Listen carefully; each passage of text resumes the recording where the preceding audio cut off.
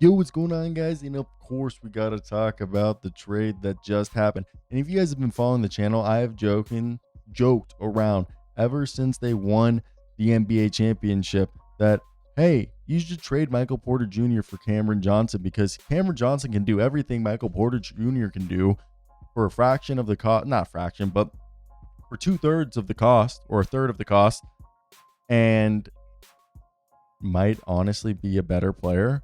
What? Let me hear your thoughts down below in the comments section. What do you think of the trade that just happened? Michael Porter Jr. and a first round pick unprotected going to Brooklyn for Cam Johnson.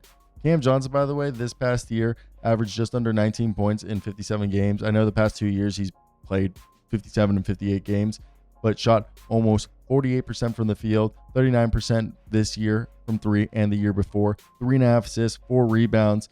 This guy also had, yes, I know some playoff series not as good, but others where he's looked like an absolute stud. So where did this report come from? Yes, this report came from Shams Charania. Ignore the little Jonathan Kuminga thing that I forgot to delete, but that was the report, and it's a 2032 pick, as you guys saw. Now, my thoughts right here immediately is what a win by Denver. They create cap flexibility because, first off, do you see this? Michael Porter Jr. is making $38 million. How much is Cam Johnson making? 21. Oh my God, that's a $17 million difference. That's the type of money that moving that money allows you to get around. Dun dun dun. The second apron. And these are the type of things that teams need to do. And the Nuggets, who knew that they were in a situation where it wasn't going to be easy to upgrade, and we talked about earlier that they had been looking at Zach LaVine, and I said it before, if you were trading Zach LaVine, it'd be for Jamal Murray, because if anything, Zach LaVine might be a better version of Jamal Murray. And now that you were able to move off of that salary, this is going to allow this team to go from being at about 200 million to being able to get out from the apron and actually be below the apron. Yeah, they now have created $17 million in cap space, which brings them to 83 million. So 183 million, which means they have a trade exception of $17 million, but they also could go into free agency and pursue somebody that could help them win now. And that's the biggest thing here, is that if you're a fan of either of these teams, the Denver Nuggets now have Jamal Murray, Christian Brown, Cam Johnson, Aaron Gordon, Nikola Jokic, and they were looking at some of the free agents that could potentially help them. I knew Cam Whitmore was rumored to be someone that they were interested in. So for them to be able to, be in the hunt to get somebody like this could also allow them to figure out a move where they can package maybe Peyton Watson with a Zeke Nnaji or with a Dario Saric. And if we wanted to even look at this from a Brooklyn Nets standpoint, because I know from right now, everything we've talked about, it has been primarily a Denver Nuggets point of view.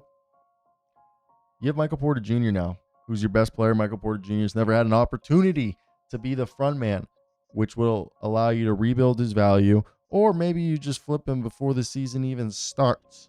But yes, that's kind of the situation where we're at, where you took a flyer on Michael Porter Jr., you take a flyer on some guys if you're the Brooklyn Nets, and get yourself a first-round pick, a late one in 2032, when you hope either the Nuggets dynasty is coming to an end, or at least where they're starting to struggle, with that pick being, like 6 years down the road.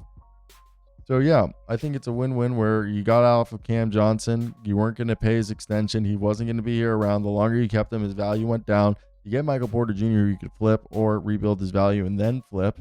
And he's your best scorer, arguably, on this team. So he'll help out Yago Demon, Nolan Traore, and Ben Seraph if he stays. And he clearly, helps out the rest of the team. While, as we said before, getting yourself Cam Johnson to join this Denver Nuggets team, plus creating the cap space that you did, is, I think, one of the biggest things here. In one of the biggest wins. So I think these are the trades that are win-win. And a lot of the trades this offseason have been win-win, because one team gets cap flexibility, the other one gets some assets, and it's been a lot of parity in these deals. So let me hear your guys' thoughts in the comment section. Short little video. I'm not going to keep you here all day. We'll probably break this down more after when we start doing the full deadline reviews. So cheers, ciao, bye.